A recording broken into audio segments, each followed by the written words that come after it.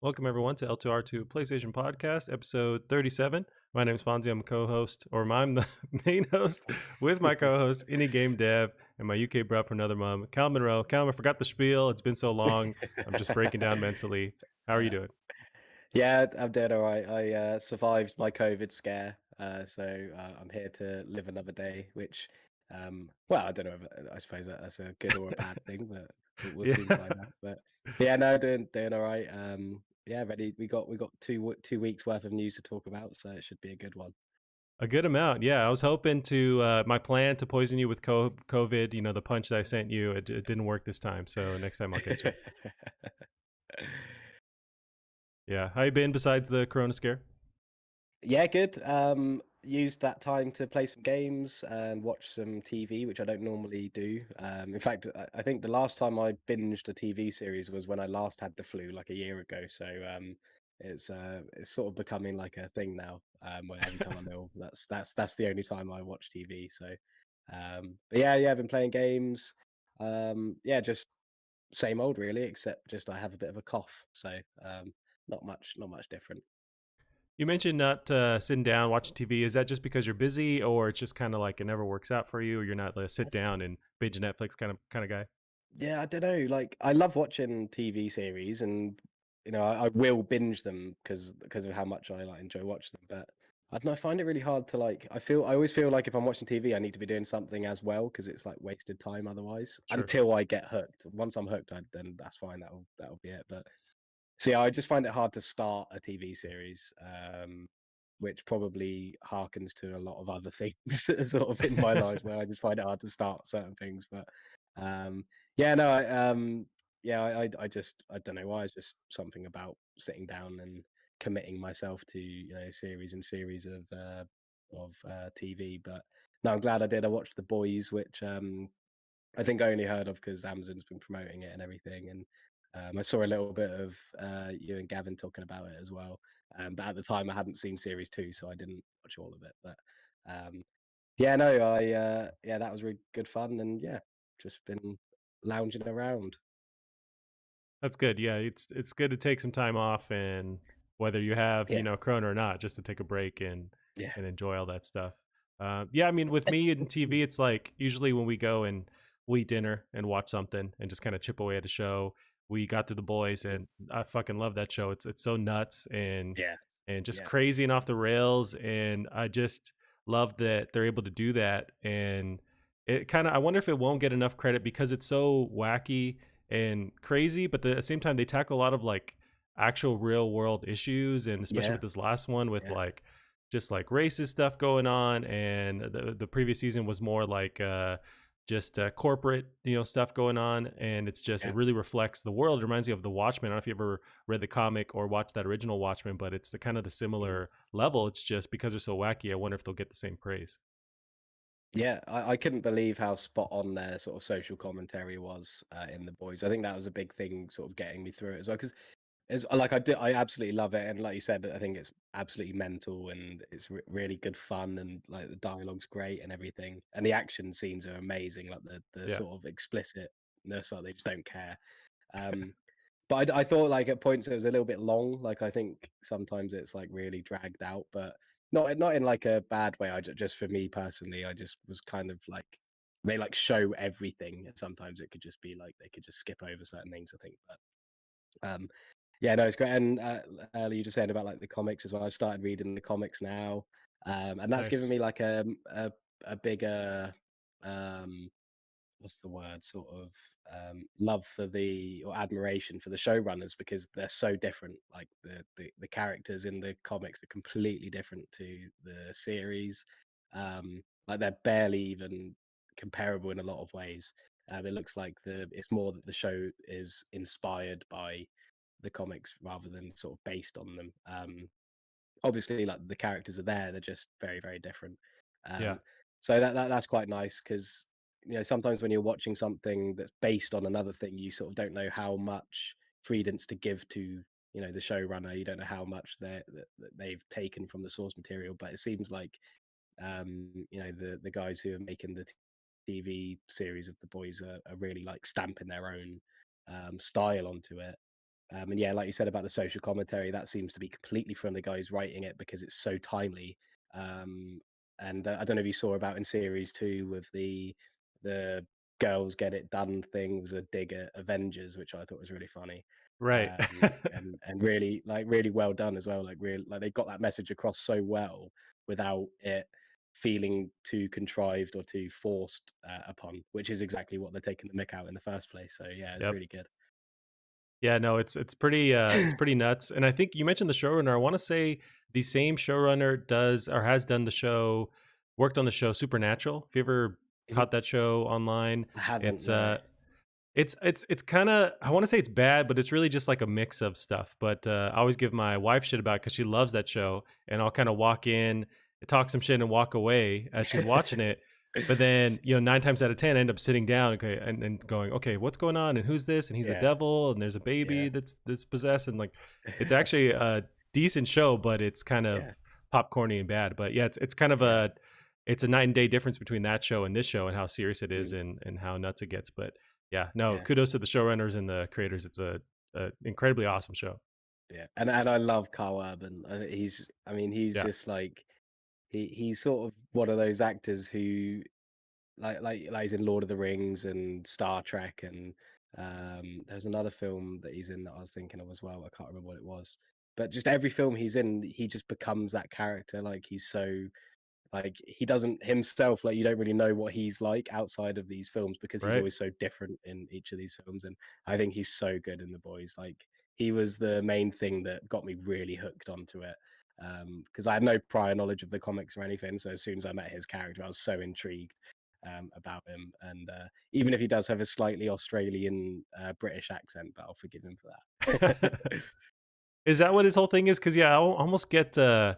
I'm terrible with identifying accents, but it almost seemed like Yeah, not Scottish, but something. Yeah, it's kind of a mix. Like he'd kind of float back and forth yeah. between some kind of UK accent Yeah, versus. But yeah, is he I think he's originally? trying to do he's trying to do Cockney, I think, but I Uh, I think I could be wrong. I think he's either Australian or from New Zealand or something. So, and you can definitely hear that twinge on it. But I mean, again, same as you, I'm not like an accent expert, so I could be completely wrong. I just felt that yeah, but to be honest, I don't really mind that because like the accent he gives him or the voice he gives him is so amazing, and I right. wouldn't have it any other way. Um, but yeah, I thought it was great, and I loved how his dad was played by the guy who's also in Lord of the Rings, the Denethor, the Oh, Steward you're of Gondor right. guy. That was cool to sort of see him in it as well. Yeah, it's quite a connect at the time. That's awesome. Yeah. Yeah. So beyond watching the boys, you've been playing a lot of stuff. I imagine being stuck at home. What have you been playing? I think I'll just stick to my the games I'm playing on PS4. I've been playing a lot of Vampire, um, and a little bit of Medieval, and also some Ghost of Tsushima Legends. What do you think? We'll get into Legends, but what do you think of Vampire? I've never played that series before, but it's they keep making them and people dig it. What do you think of that? Yeah, I really like it. It's a really unique RPG, and the story sort of telling in it. I mean, it's made by the guys who did Life is Strange and Remember Me and all that those games. So I already knew that there'd be some prowess in it, sort of narrative. But yeah, like the way you interact with people, the sort of way that you can sort of the sort of multiple choices and the way you have to find out about the people around you, and by doing so you get extra XP for following or helping them out, but you can also eat them and get quick XP. It's a really Hmm. clever kind of way to have sort of a progression system in it, and the voice acting is spot on, and the writing's really good as well. I think the actual game itself, like the combat and some of the more mechanical RPG elements of it, are a bit generic, and I think they're made worse because they try and not be. So it kind of like makes it seem like it's falling short rather than if it just embraced the fact that these guys are better at making story games and they're not really great at making a terribly complicated RPG system, then I think it would have been better. But it's definitely passable. The gameplay, it's still fun, and there's definitely a sort of gameplay loop that you fall into eventually. But yeah, I think it's really good. And like I said to you before, I think it's a great choice for a PlayStation Plus game because Nobody wanted to really buy that game because they were unsure Right. of how good it was. I was the same. I know lots of people who are the same as well. So I think for a PlayStation Plus game to target a game like that a lot of people didn't buy because maybe they're waiting for it to be cheap or even free in this case, then I think that's a really, really good choice. And yeah, I definitely recommend it, especially considering it's free.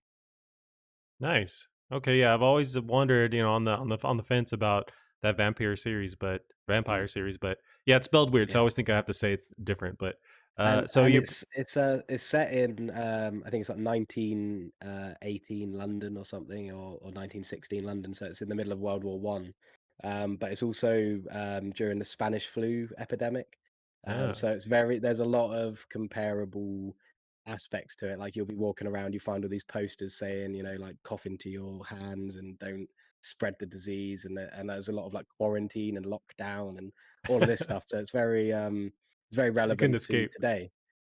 Yeah. So it's pretty interesting. But no, the London they've created as well is it's really well done. You can tell they've done their research and everything. So yeah, it's a good game. Nice. Been playing that, and then you mentioned another game besides Legends.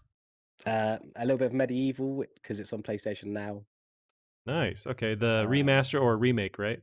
yeah, the remake, yeah. And I don't know, it's okay. I mean, it has those moments where you enjoy sort of completing a level, realizing you missed something, so redoing it and 100%ing that level and then moving on. But it also has lots of moments where it just feels really rubbish to play.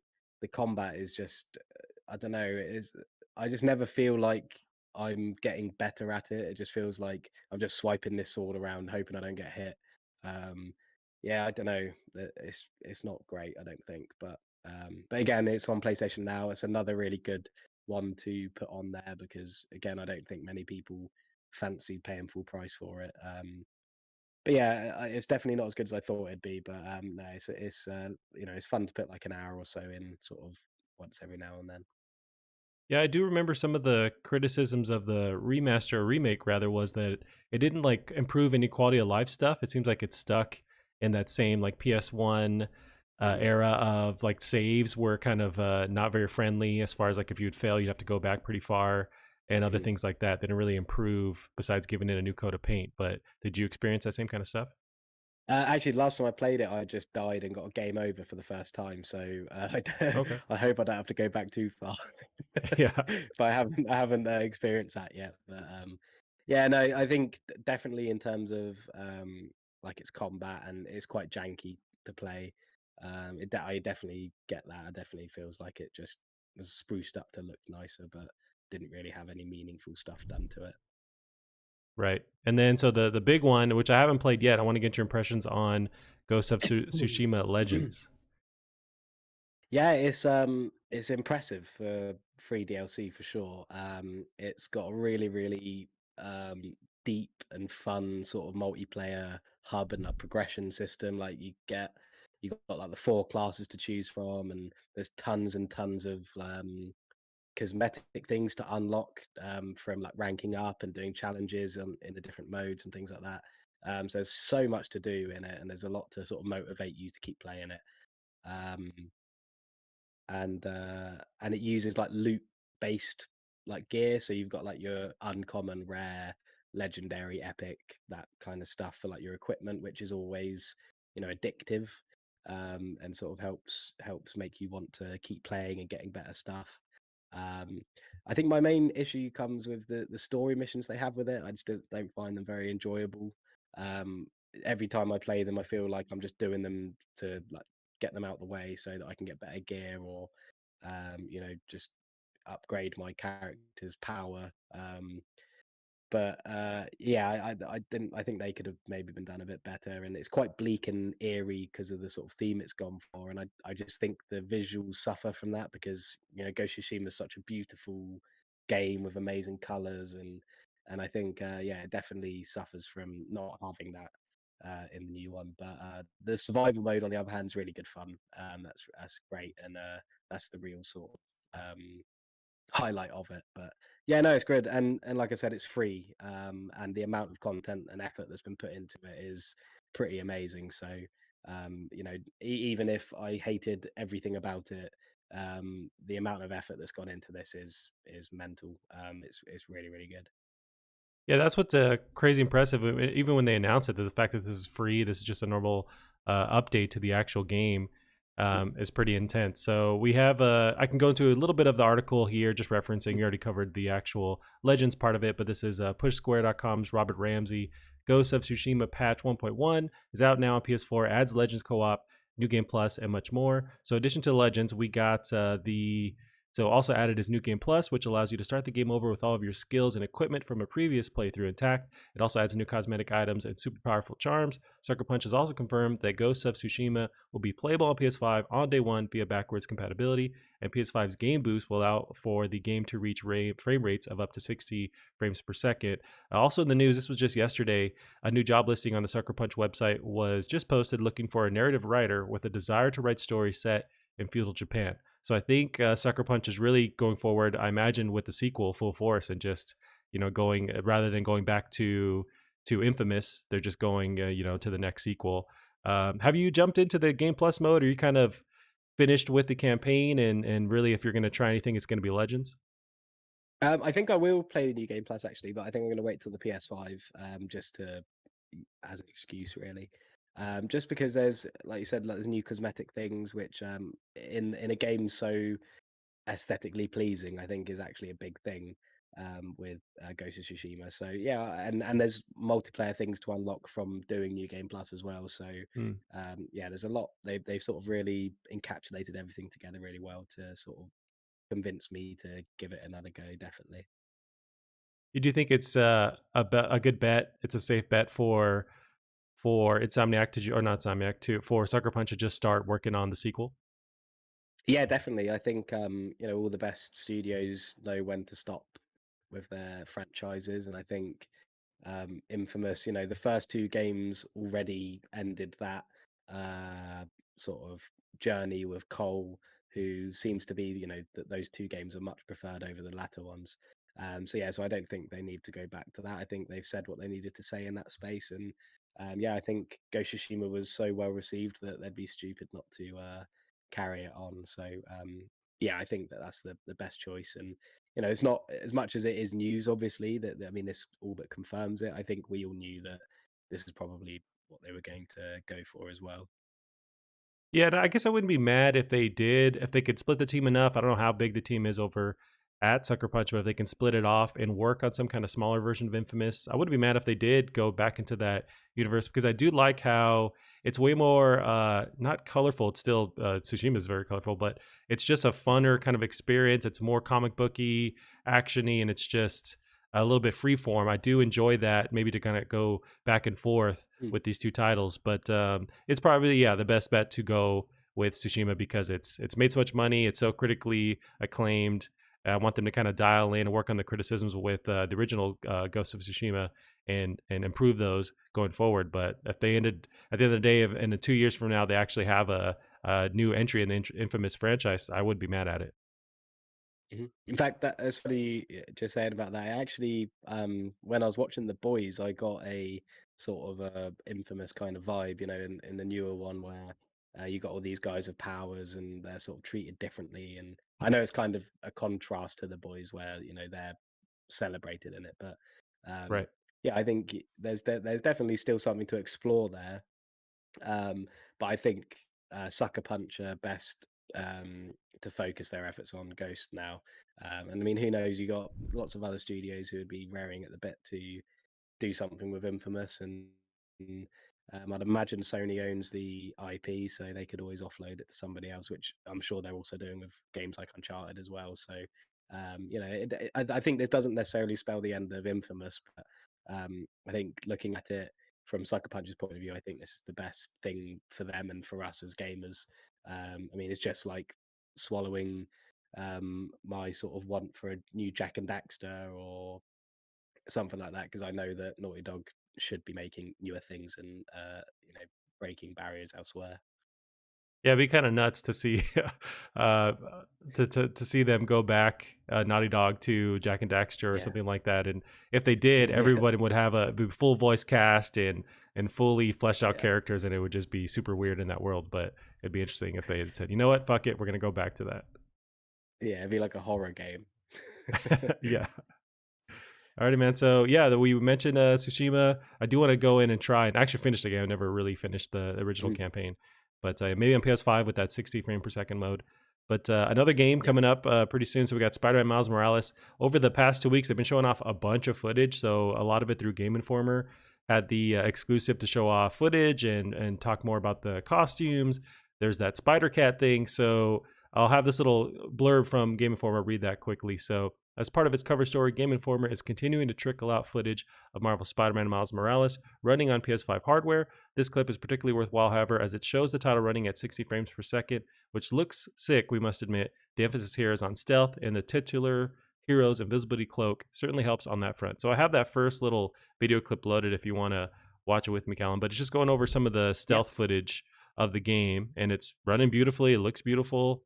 It's cool to see.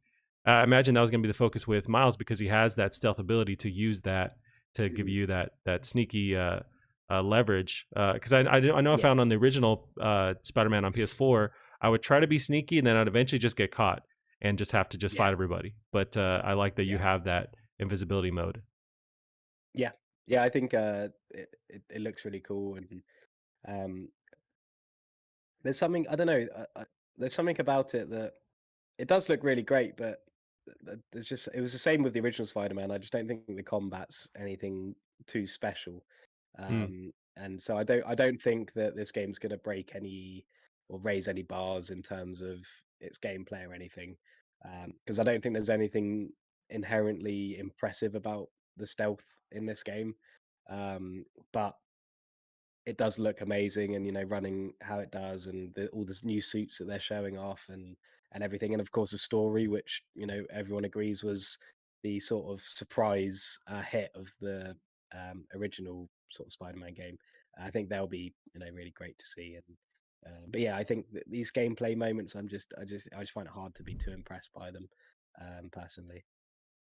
Gotcha. I guess I'm a little bit different on that. Where the last Spider-Man, on PS4, I really dug going through, especially in the later half of the game, the challenging missions where you'd have to just really like literally juggle enemies, where you'd be Mhm. zipping through in the air, fighting them, dodging grenades, throwing it back at them, and just kind of the combat in itself was really fun for me to just navigate and juggle everybody in the air, and I had a lot of Yeah. fun doing that. It was kind of hard to master it to where you're really quickly having to cycle through enemies and know what you're doing, but I did have a fun time doing that. So I'm Mhm. assuming, yeah, that all that is carrying over. The stealth parts, yeah, weren't as fun, but it was really when you had just a bunch of enemies on you. That's where it was Yeah. really cool to just. It was making me sweat, just like keeping everything going and Yeah. and keeping track of everything. Yeah. Yeah, I think the combat is fun, and I think that first gameplay we got on that bridge, I think that, like you said, it showed the franticness of how the combat could get in the original as well. And yeah, I think I agree. I think that is good fun. Um, I just think that, especially of next gen, when you're looking for innovation, I think most of the innovation is going to come in the visual side and the performance side of it. And I mean, sure, it's going to be a great game, I'm sure, but yeah, I'm just not sure what they're going to do to maybe um, you know, put this above a cut above the original in terms of its gameplay, but maybe that's why it's being treated more as a standalone experience than a fully fledged sequel as well. That's true. They did release another tidbit. So, Spider-Man Miles Morales will not have any playable side characters. So, take a slow ass hike, Mary Jane. So, we're not going to have those moments where it kind of really derailed the just the flow of everything by having you sneak around as a normal human being and not I able to forgot do about anything. those bits actually. Yeah, I it was completely when you forgot those were bits you were happened. Mary Jane and you were Miles before you had power. So now it looks like Yeah, it's just Miles, and you are dealing with the normal side of combat and not having to deal with that yeah, side. I did not enjoy that. yeah. Yeah, no, I think that's good. I think that's an example of it's same with Uncharted 4. When Lost Legacy came out, you saw them cut a lot of things from from the full game because it's sort of their way of showing they've like honed in on certain things, polished it up, and got rid of the things people didn't enjoy. Because yeah, as much as I forgot about that, I do remember now lots of people expressing that they were the worst parts of the game and didn't need to be there. So it looks like they've listened and taken them out for this. Now, have you seen footage of the spider cat? They've been showing that off as well. Your little spider companion, so sort of like God of War, where you can mid combo, it will do some kind of maneuver and at least paw at like an enemy in your backpack. Yeah, yeah, I saw some sort of little gifs and things on Twitter, and that looks like a cool little addition. Yeah, it's stuff like that where they're just really fully fleshing out the world. Of course, it's like a bodega cat, which is huge and popular in New York, where all these little corner stores have a cat that's just kind of hanging out. And so, just to pay homage to that, you have this little cat that can go on adventures with you and has a Yeah. cool little Spider Man mask on it. And I need to find one for my little dog so I can also walk around town with the same setup. You need the Spider-Man outfit as well, though. You need to be in that with the backpack and everything. It might be a little tight on me. If I could make it a an extra large or something, I could make it work. But yeah, no, stuff like that. It's just I can't wait to play this game. I'm really excited for. I guess I didn't expect them to add this kind of stuff, but they're really going for it and almost more of a like a sequel kind of vibe where they're just fleshing out the world more than they did in the last one. Yeah, and I think that's important. I think considering the scale of the game, being slightly smaller, and I mean, I know it's still going to be big and probably bigger than a lot of other fully fledged games. But I think it's important that they focus on the details, especially showcasing the next gen stuff. You want to get that feel for a real, living and breathing world. So yeah, I think you're right in sort of saying how they fleshed out the world. I think that's an important thing to focus on. Now, another tidbit they just released yesterday as well. Insomniac recently confirmed that three, excuse me, of the new Spider-Man costumes included in the PS5 remaster will also become a free download for owners of the PS4 original game. So they're adding at least three of those new outfits to that base model of the game, which is dope. I like to see that they're giving some kind of leeway to original owners and hopefully it's enough to kind of get people who are on the fence to maybe get that new one. And it's on PS4 as well, so there's really no hurdle in the way. Yeah, yeah. Nice, nice. So yeah, we got a lot of PS5 or Spider-Man PS5 information, and it was also released last week. So the PS5's UI was showing off, and it's a pretty lengthy video. We can scrub through it, but I was going to show off or really touch on some bullet points from IGN. They kind of nailed just the bigger changes that are happening.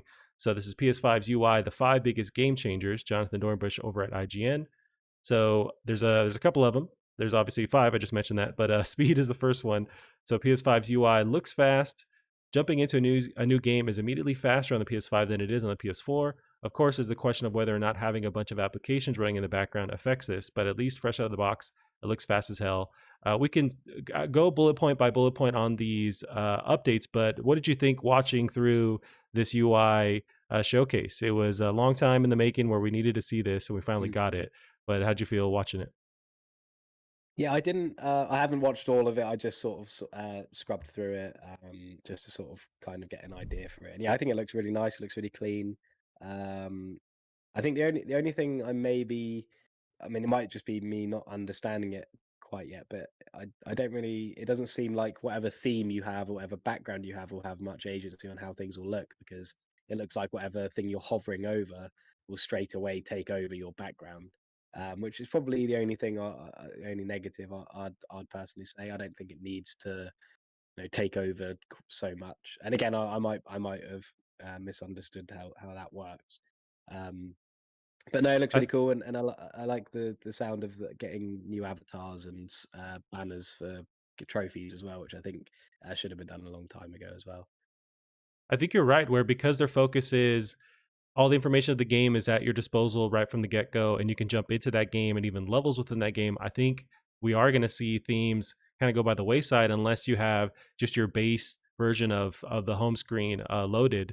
It seems like, Mm, yeah, I don't know if there's a lot of room for themes unless there's just color stuff they can do on the icons or on the logos in the background, but around mhm. the corners. But yeah, I think we might see some of the themes go away, which is a bummer because I do enjoy having a cool background going on when I'm just cycling through games. But yeah, it might be a different take this time. Yeah, yeah. I mean, it's not. It's definitely a negative for me, but it's not really a big thing because ideally you don't want to be spending too much time in the UI anyway. Um, but yeah, no, it looks really clean, looks really, really fast. And yeah, like I said, not, I suppose it's not really UI related, but the fact that they're starting to give people cosmetic things for their profile through trophies, I think that's such a good Yeah. incentive to get trophies, and I think that should have been done a long, long time ago. I think there's only a very small selection of games that, like, I think God of War gives you a platinum avatar if you get the platinum on it. Mm, But yeah, you know, these kind of things we want to be able to flex our trophies, so right. that's a good thing. Now, what do you think at the very beginning? So they're just showing the user profile, Scotty Kenzo. He's able to jump into a game with his profile, and his logo is the Hellgast. Do you think that's any kind of little Easter egg, or it's just a random icon that they decided to choose? Was there any thought behind that? I hope so, because PlayStation needs a exclusive shooter, and it needs a exclusive multiplayer game as well. And Killzone is 100% the answer to all of those things. I love Killzone, and I love Guerrilla, and I think that, yeah, I think it's been missing for a while, and could definitely do with a release on PlayStation 5. But yeah, hopefully it's an Easter egg, but or maybe it's just we haven't forgotten about this kind of thing, just sort Yeah. of paying homage to it. But I'd rather it have been a Resistance thing. If we're gonna get one exclusive PlayStation shooter, I'd rather it be Resistance. But Killzone will do as well. Yeah, that's true. So going through some of the other updates with this UI reveal, so we got Control Center activity cards. Sony spent the most time talking about the PS5's new Control Center view. Pressing the PS Home button on the DualSense brings you to the new Control Center, which allows you to quickly access notifications, friend info, downloads, and even the power settings. But the most of the real estate is taken up by cards. Cards allow you to access news, trailers for games you're following, while another holds your recently captured data. And then there's activities cards, the biggest change, allowing players to jump into specific points of a game depending on tasks still left to complete or trophies still left to hunt. Individual games will even recommend activity cards based on tracking your progress. That's pretty dope, and that's just a power or a testament to the power of the SSD, where you can just jump Mhm. into specific levels and tackle stuff you haven't done yet. That's pretty awesome. How do you feel about having that quickly available, where you can just kind of toggle and jump around? Yeah, I think it's cool. I wonder how it'll work with multi-platform games, because I'd imagine that for the PlayStation exclusives, it'll probably replace menus and main menus and things like that. True. Um, or not necessarily main menus, but maybe level select screens or stuff like that. So yeah, it'd be interesting to see how it works, because that's very different to what we're used to. But no, it looks cool. It looks nice. It looks easy. Easy to understand. So yeah, I think yeah, I'm excited to try it out, and maybe, who knows, in a few months we'll hate Right. it. So some of the cards also give you an estimate based on the PS5 in the background. It's giving you an estimate on how long it'll take you to complete whatever task is showing you. So if you see when Demon Souls loads up and you can tell like the different activities it's going to take you 5 hours, you can go, okay, I'm not going to try this, Mhm. or 2 hours. But it's all based on your gameplay. So it's compiling this data somewhat in the background and giving you an idea on how long it's going to take you to get said trophy. Yeah, yeah, I think that's really cool. And it's I suppose it's sort of a nice way to try and beat the system as well. You know, if it says it's going to take you 10 minutes, try and do it in True. 8 or something like that. Or take way Depends longer. how pedantic you're feeling. Yeah, so we also Excuse me. have this was showing off, or this was a patent a while ago we had talked about. So activity cards also offer in-game help. Though this appears to be a PlayStation Plus exclusive benefit. So during that Sackboy gameplay demo revealing the UI, they're able to show that you can picture in picture put on a YouTube video or another like PlayStation provided video, giving you a walkthrough and a tip help thing that you can move around and see the video in real time as you're playing the game. I think we had seen a patent about this in the past. But although when they initially revealed that patent, it was where you could talk to your controller and say, "I need help," and then it would show you like how to Yeah, beat said level. But it's a yeah, cool yeah. thing. I don't know how often we're going to use it, but what do you think about that? Yeah, I think it's cool, especially for trophy hunting. I think that'll be a really, really great thing. And if they can partner with, someone like PowerPix, who's so invested in their ecosystem and brings out these brilliant videos, then that would be a really helpful feature. Especially, like, for example, with the first Bioshock game, the only trophy you need to get now is all the collectibles, but I can't be bothered to sit there with like my laptop and a video on. But Right. something like this would be a huge, huge help. Um, I think the other side of things is kind of removes that um the point in like collectibles and things, because if you can just get a video up literally on the same screen, it's kind of True. it defeats the whole search. Because even if you've got a laptop and you're going through a guide or something, you're still searching for it and you're still, trying to follow something to do it. But this makes it very, very, elementary. But no, I think it's a really cool idea, and if it works as well as it looks like it does, then that's really impressive. I think the only issue is if you can easily scroll through like the PlayStation approved helpful videos and not like the horrible streamers or like YouTubers. I don't want just somebody jumping in on my screen and showing me how to do it, or like some kind of quick mute option so I can disable Yeah, this terrible YouTuber's voice and I can just get the yeah, actual information. That's always the issue with yeah. looking at tutorials and stuff at the same time as you're playing games. Yeah, yeah, I think that it was important for them to, partner with somebody or have dedicated channels for doing this. I think for first party games it'll probably be easier because that will likely be a whole part of the release of the game and things like that. But like I said, companies like PowerPix who they get stuff out so timely. Their trophy guides go up like weeks before the game's even out, and their videos are ready to go straight away. So, I think Sony would be smart to partner with somebody like that who already does what they're looking for, and it's PlayStation centric as well. So it even work for multi-platform games and the first party ones too. Right. And one of the last things that they covered in that UI reveal are friend interactions. So PS5's friend interactions are also designed to keep you involved in whatever you're doing without forcing you to scroll through a ton of menus outside of your game. So it seems like they're really trying to incorporate friend chat or voice chat, all those features within your game, so you don't have to toggle between jumping out of the menu. You can stay involved. Are you a fan of when you link up online with your buddies? Are you guys using voice chat and dealing with that whole group setting? To be fair, I don't really talk to friends whilst playing PlayStation. There was a time during lockdown where we sort of used it to, keep up to date. But I've got like a group chat on my phone. We're always talking anyway, and but that's not to say I don't enjoy it. I love playing games and sitting in party chat. I used to love it when I was younger as well. So maybe if it is much easier to do, then it is something that will be more attractive. Um, so yeah, maybe that will help me get back into playing multiplayer or playing with friends. Because yeah, it's a pain in the ass just going onto the UI on PS4. So that could be what subconsciously puts me off of doing it in the first place. Yeah. So yeah, I think but I also have to think, not just for me. People love party chat. People love talking to each other when they're playing games. So it's great that they're really focusing on that and making it as easy as possible to do so. Yeah, and there is some voice chat news from last week that we'll talk about too, but that's after this next one here. But yeah, just some more Mm. PS5 info.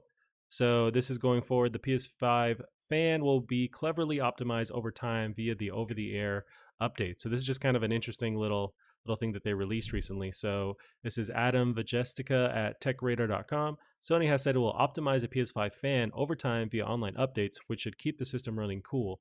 Various games will be released in the future, and data on the APU's behavior in each game will be collected, said Yasuhiro Otori, Sony Interactive Entertainment's VP of Mechanical Design, in an interview with 4Gamer.net via Eurogamer. We have a plan to optimize the fan control based on this data. So, yeah, they're going to update this fan, and maybe it's not as big of a news here, but I like that they're willing to kind of upgrade stuff in real time based on data and keep this thing running as cool or as quiet as possible. That was Mm. always the big thing with the PS4 and the PS4 Pro, that eventually it would get ready to take flight because it would just hover based on that fan. Yeah. So this thing, it's already a beefy fan, but they're getting the data ready to kind of know when to engage it based on what you're doing and all that. But it's a good little update.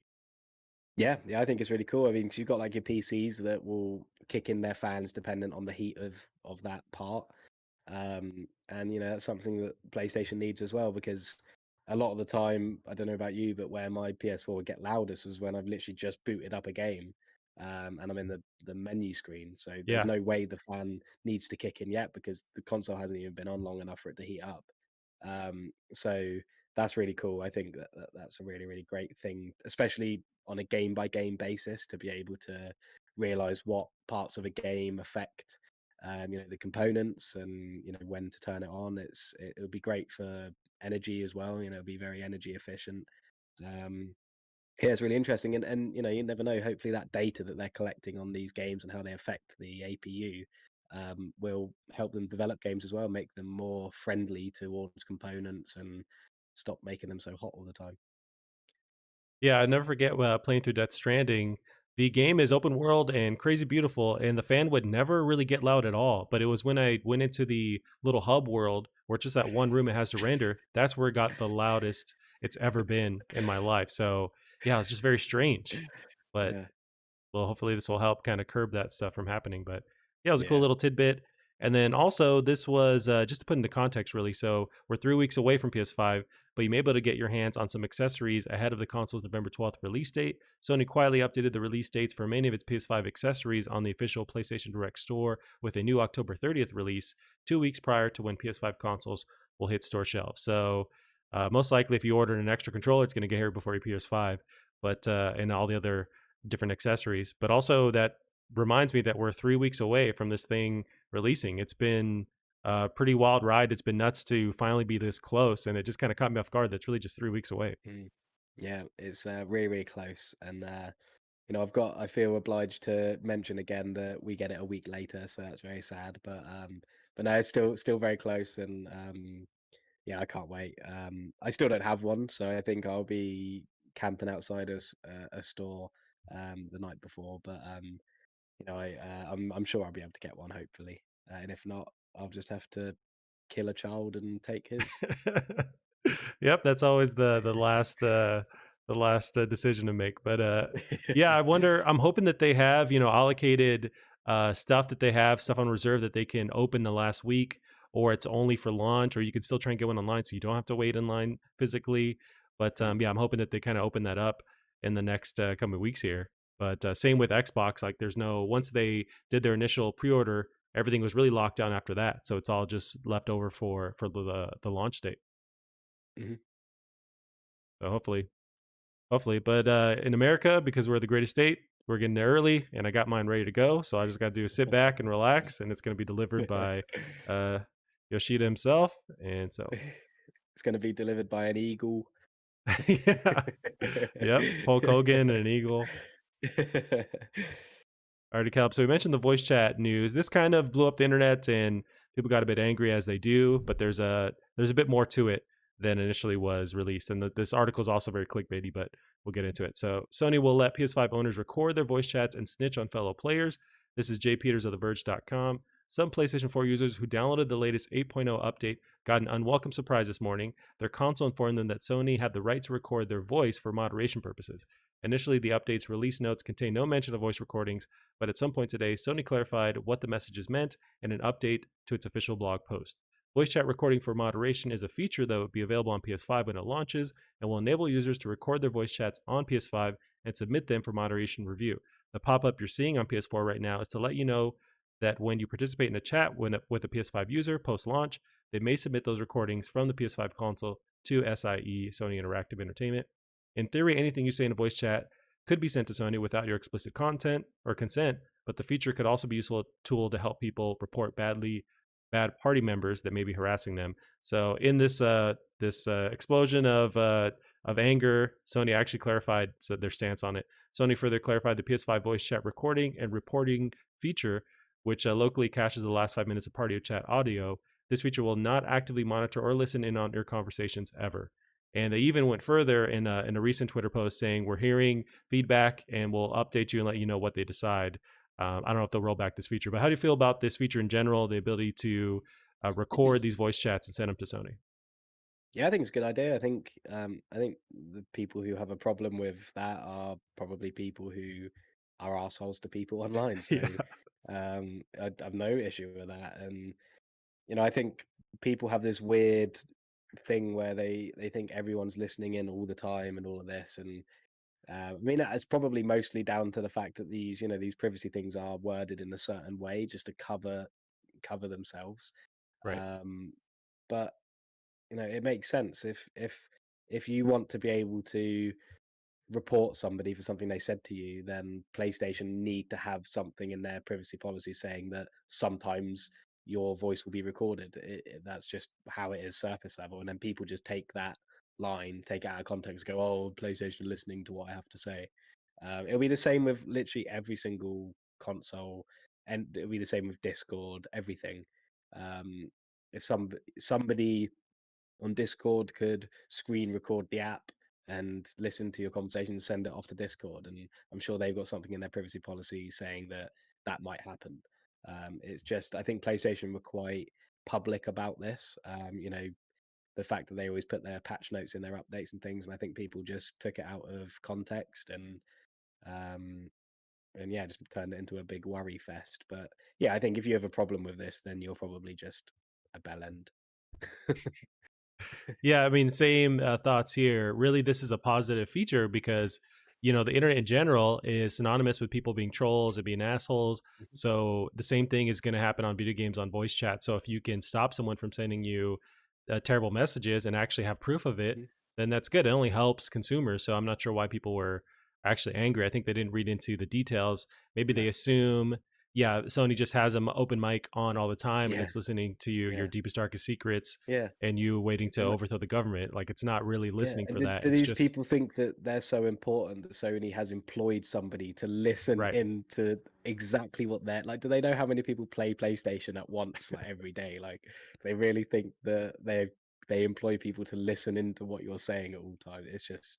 It's ridiculous. But no, I think it's a helpful feature for those um who need it. And but you do have to remember that snitches do get stitches. So just bear that in mind when you're reporting people. I think that's in the patch notes too. They also Okay, said that cool. as well to make sure everyone Yeah, yeah, remembers. yeah. But also everyone worried about things listening. Everything is listening to you already. I mean, you have if you have an Alexa, if you have your Mhm. phone, everything's listening to you. So it doesn't mean like you Yeah, shouldn't care, but also I think PlayStation is the least of your worries because yeah, everything is monitoring what you're doing. So yeah, let's chill because that's the future we're in now. yeah, yeah, exactly. Yeah, and I mean, people have Alexas, and they're like, "Wait, Alexa can hear what I'm saying." It's like, well, yeah. How do you think it Yeah, dummy. knows when you say Alexa? Like, Yeah, it's constantly listening to you. Like that's yeah, just what we it have has done, to. what we Yeah, allowed in our homes. yeah. Alrighty, Callum. So yeah, we got that fully squashed. No one cares about that anymore. So we got this is interesting. So I know you're a huge Mass Effect fan. So this news, this rumor is given a bit more credence that we're going to get a trilogy compilation kind of thing. So this is Mass Effect Legendary Edition gets Korean age rating. This is Liam Kropp to PushSquare.com. You can announce this thing now, EA. Mass Effect Legendary Edition has just received an official age rating over in Korea, very strongly indicating that this remastered collection is absolutely a thing. If you remember the latest rumor from a couple of weeks ago, this is the same name that Venture Beats Jeff Grubb hinted at, who also said the release would now arrive in early 2021. At the time, he stated that the first Mass Effect game was giving the publisher some trouble as it wants to do the collection justice for its fans.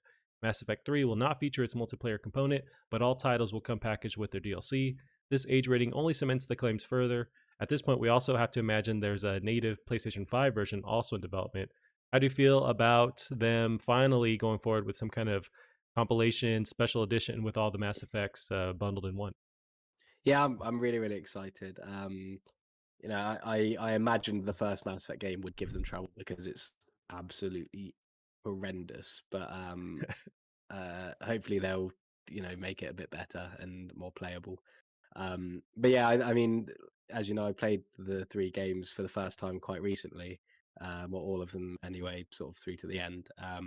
And yeah, I think Mass Effect 2 was the only one that I played on PC that didn't have any issues. Mass Effect 3, it was almost like it was an older game than the second one, so uh, it definitely needs this, and they're amazing games. So it has to be done so that people can experience them, or people can re-experience them in a better way. And I didn't play the DLC, which I've heard absolutely brilliant. So for it to come packaged with that as well, that would be excellent. So yeah, I mean, it's a great thing. It's always nice to see these games that have been stranded on PS3, like Resistance as well, that need these legacy editions. So yeah, exciting stuff. And if it's going to come out sooner rather than later, then that's just another great game to look forward to. Do you think it also maybe it's worthwhile to remake these in that Andromeda engine from the ground up, or is it better to just do a quick remaster?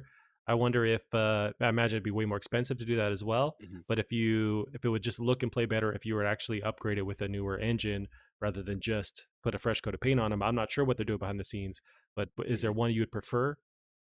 I think Mass Effect 2 and 3 look fine. Again, playing it on PC, that would probably be the sort of at the well, I suppose at least it'll be that good in the Right, remasters. And yeah, I don't think they need too much done to them aside. I mean, and if they were to get anything else, they'd have to completely redo them. And I think the games are just too big for that. It's just not, it'd be like a Final Fantasy 7 right. remake scale remake. The first game is in need of that, but again, I'm hoping there can be some intelligent little changes that they can do to it to just make it, look nice. At least have a resolution support of higher than 720p, and um, hopefully tighten up the combat somehow. But I mean, the main problem with Mass Effect, the first Mass Effect game, is mostly the UI and how you navigate menus and things like that. So, and that's probably easily done compared to sort of fixing up certain gameplay elements. So, I think they definitely need some work, but I don't think they need huge amounts. Mass Effect 2, I think, is just fine the way it is. That could literally just be re-released with better frames and higher resolution, and that I'd be fine with that. But yeah, Mass Effect 3 and definitely the first one need some work doing to bring them up to speed. Gotcha, gotcha. Yeah, so if this rumor is true, the ratings or the age rating in Korea, it's looking like early 2021. So hopefully it's sooner rather than later. But yeah, Yeah, looks like it's getting closer to becoming reality. And you'd have to imagine because yeah, that's a huge property. Why not remaster this, remake this? So yeah, yeah. for sure. So, alrighty, Callum. The next one here is about PT. This is Konami says PT won't work on PS5, but that seems wrong. This is from Brett Macedonsky of Destructoid.com. So, 2 weeks ago, Sony revealed the 10 PlayStation 4 games that won't work on PS5. It's a small list, and there's nothing of real consequence being left behind. We asked Sony whether Konami's canceled Silent Hill reboot PT could be played on PS5, but we never heard back. Everyone was just left to assume that it'd work. Why wouldn't it work? So this is an update just recently. Konami has told IGN that it's currently testing its PS4 games for backwards compatibility, but can't confirm that backwards compatibility could work using data transferred games. Callum, I think if this is still on your hard drive, if you have an external PS4 hard drive, I don't see why you can't just plug this right in and use this on your PS5. I understand not re-downloading it because it's not on the store itself anymore, but it seems like it should just work. It should work just fine. Yeah, I don't know. I mean, I don't even know. Considering it's not on the store anymore, I can't imagine it's even listed as a game on PlayStation anymore, which might be Mm, why it's not included in the 10 PlayStation games that won't work. Because I imagine all the games tested have some sort of storefront, thing to be able to actually download it. I mean, you can't even download PT anymore, even if it's in your library.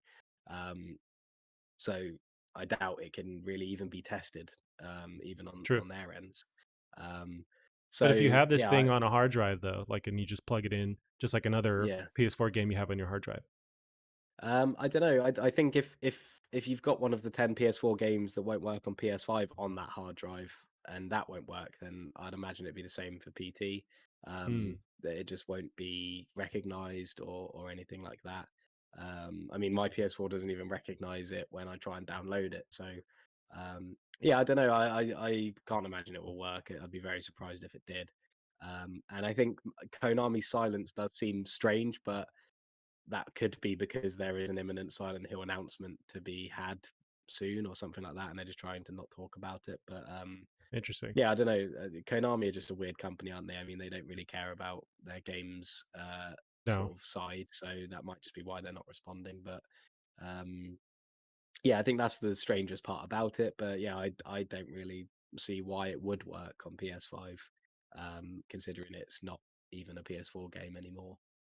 that's true. I'm hoping that if you still have this thing, it plugs in and understands it just fine. But you're right. Mhm. I wonder if there's just technical issues as far as what your PS5 does to look at a PS4 game to make sure it's Mhm. compatible. That might Mhm. be what's in the way. But and also goes back to Konami just not giving a shit about their games. And I don't even know if they realize the PS5 is coming out because they're just worried Mm, about their pachinko machines, and it's just such a bummer. But you mentioned maybe that they're being hush about this because they have some kind of Silent Hill imminent announcement. But I feel like allowing this demo to be downloadable again would boost hype for another game like this. So if anything, they'd want this stuff playable to just kind of mhm, drive the hype for people being interested in Silent Hill again. But so that makes me think that they're not at all interested in doing anything in this world again. But mm. yeah, this caught me. I saw this online and people were wondering and worrying about it. I still have this on my PS4. It's on my external, and so I'm assuming, hopefully, I can plug it in. I'm not going to play it because it's so goddamn scary, but at least I know it's there.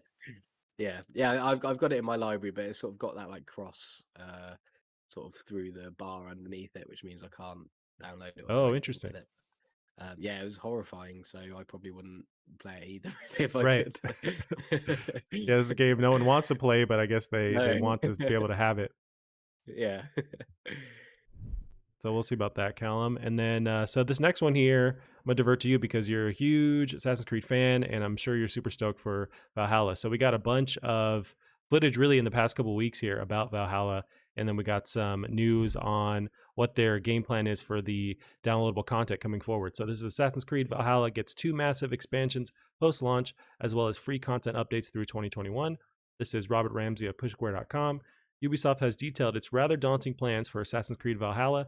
The open world adventure will receive not one, but two massive expansions in 2021 as part of the game season pass. The first is titled Wrath of the Druids, and it's aiming for spring 2021. It'll take place in Ireland, where L2R will be tasked with hunting down a particular deadly group of cultists. After that, in summer 2021, we're getting the second expansions, The Siege of Paris. It'll be Valhalla's take on the infamous Viking siege of the French capital, and it'll apparently feature new gameplay activities as well as huge battles. As previously reported, the Season's Pass will also include an exclusive bonus quest titled The Legend of Beowulf, which will be available at launch next month. Ubisoft says the free seasonal content updates will be dropped throughout the next year or so, with the first update landing by the end of 2020. These updates will bring new gameplay mechanics and systems as well as activities. And just to put into context, Assassin's Creed Valhalla is set to release November 10th, 2020, so it's very soon. Yeah, how do you feel about this news? I'm sure you're super jacked for getting more content.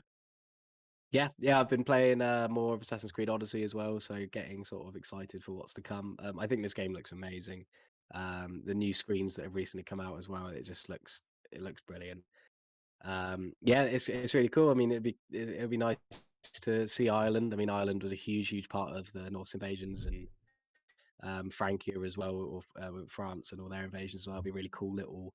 It's a way of sort of exploring those other areas without having to make it Odyssey style big, because I think before they sort of reevaluated the size of these games, Ubisoft, I think they probably would have just included all of them in one big map, like they did with Odyssey.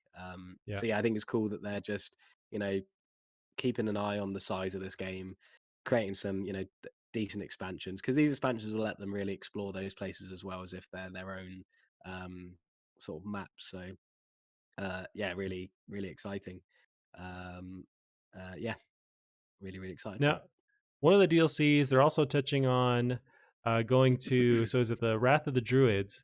Takes place in Ireland, where Elvor will be tasked with hunting down a particular deadly group of cultists. Now, were you just, oh, you're just in Scotland. Okay, I was thinking Ireland. I see. I was thinking if you can kind of see if they're matching some of the places you went to, but you were not there. You were in Scotland. Oh right, yeah, yeah. No, I never been But to Ireland actually. It's somewhere I really want to go, but ah, yeah, But the fact that they're really covering all of, or the specific areas in Europe where they're touching on that historical nature and bringing those classic stories to life, it seems really cool. There's one event, and you'll have to help me if this is an actual event that happened, but the Siege of Paris. It'll be Valhalla's take on the infamous Viking siege of the French capital. Is that a legit thing that happened in real life, and I just don't know about it? yeah. I think the Siege of Paris was a real sort of event that happened. Ah, I don't know a huge amount about it, but I've definitely sort of heard of that before. So yes, that'll be interesting. Again, I'm quite glad that I don't know much about it, because hopefully Assassin's Creed will teach me history, yeah, or at least some form of it. Uh, but yeah, no, it's really cool. Again, I mean, my favorite thing about Assassin's Creed, or the new Assassin's Creeds anyway, is the way they visualize these places, and they put so much research and time, and like there's so much environmental storytelling that the more places, the better.